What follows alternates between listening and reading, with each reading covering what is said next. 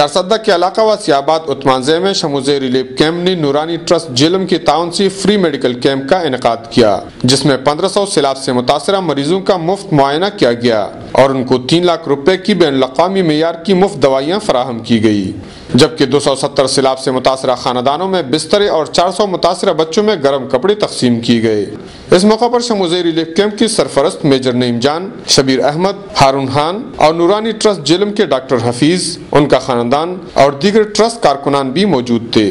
Doctor Hafeez الرحمان نے media سے بات چیت کرتے ہوئے کہا کہ نورانی ٹرسٹ نے ملک بھر میں متاثرین سیلاب کے لیے اب تک 56 فری میڈیکل کیمپ قائم کیے۔